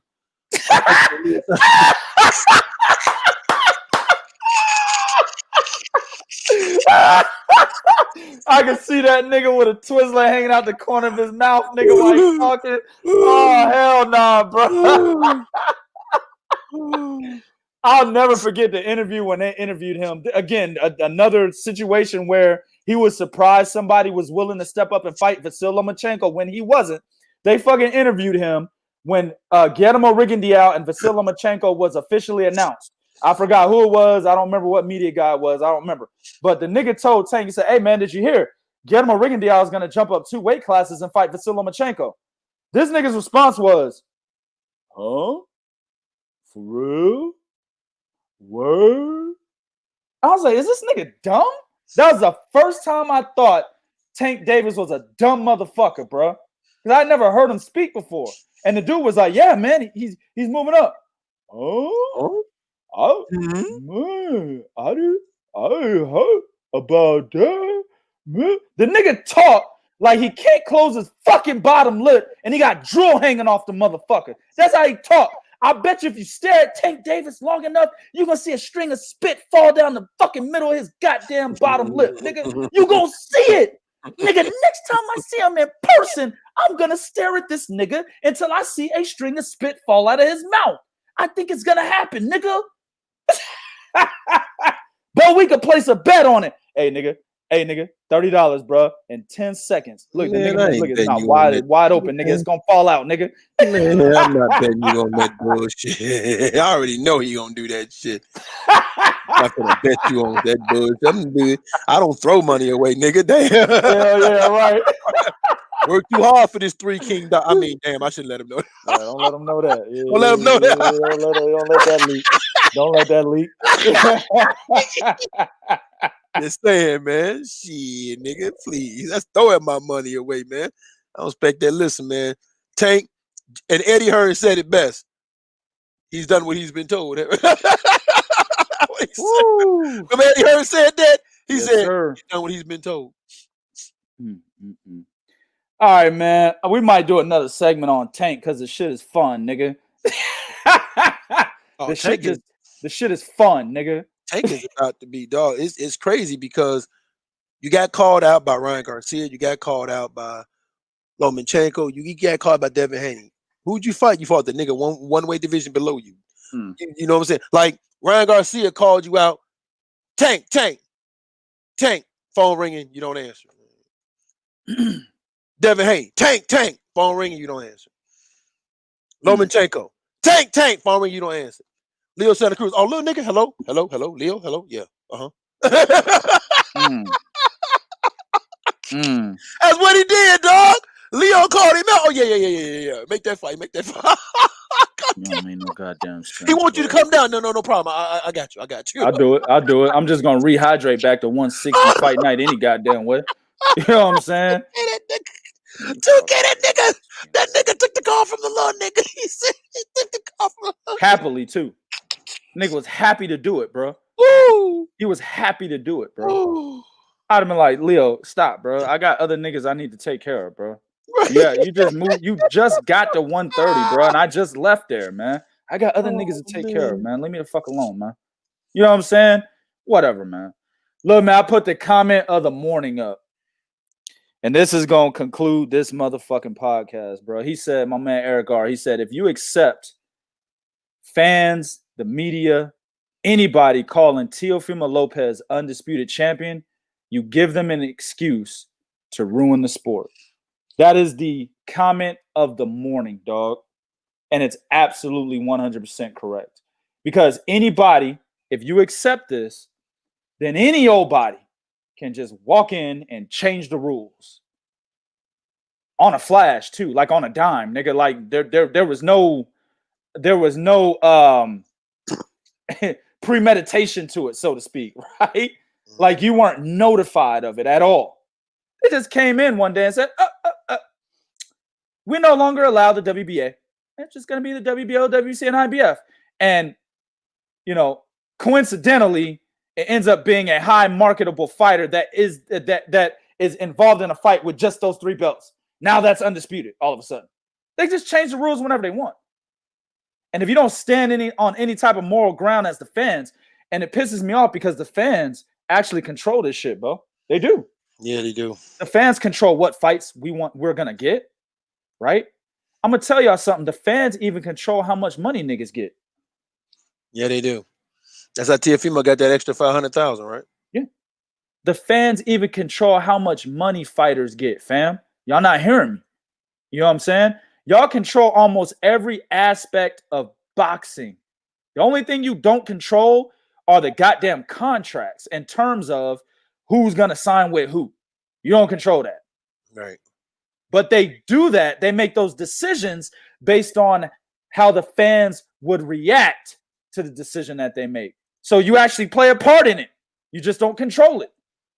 Right? If Eddie Hearn talks to Devin Haney and says, I want to sign Devin Haney, right? He's keeping in mind that the fans may want to watch the zone more because they brought in Devin Haney. Or they might fuck with more Matchroom Boxing cards where he has all them shitty ass niggas from the UK on an undercard for a goddamn Devin Haney main event. Right? That's what they're doing. They keep you guys in the loop. And every decision they make is based on fan perception. So even though you don't control that part of boxing, you're still a very big part of it. So as long as you guys allow these motherfuckers to come in and change the rules on a fucking dime and try to tell you who's what in this sport, that's when we get fucked over. I don't know about you, but I'm not a fan of getting fucked. Let's just buy a bad motherfucking bitch. I'm just saying. And on that note, man, y'all know what to do. Go to 3kingsboxing.com for pure, unadulterated boxing information on the motherfucking daily, 24/7. We always open, dog. Follow us on Twitter at 3kingsboxing, Instagram at 3kingsboxing, Facebook.com/3kingsboxing. I told y'all yesterday, man. I think it was yesterday, right? It was on Friday. Mm-hmm. We was gonna come back this morning, but don't look for us again. And till sometime this week, we don't know when. When some shit pop off and we feel like we need to talk about it, look for that goddamn post on YouTube. Look for the post on Facebook, man. But it'll always be at the same time, 9:30 East, unless it's a post fight like we did tonight. But regular shows, 9:30 Eastern time, 8:30 Central, and that's gonna be 6:30. I'm sorry, 8:30 Central and 6:30 Pacific. I had it right. I almost fucked it up. But at the end of the day, man, you guys gotta understand. Boxing revolves around the fans, man. Without the fans being the nucleus, all types of bullshit is going to continue to happen. Even bullshit scorecards like this. So y'all got to talk, man. I feel like I have no problem with Teofimo Lopez winning. I want to get that out there again. No problem with Teofimo Lopez winning. Teofimo Lopez had an excellent performance. Teofimo Lopez will be on the pound-for-pound list, at least on the 3kingsboxing.com pound-for-pound list. Absolutely. But the scorecards were shit. See y'all on the next one. We out this bitch.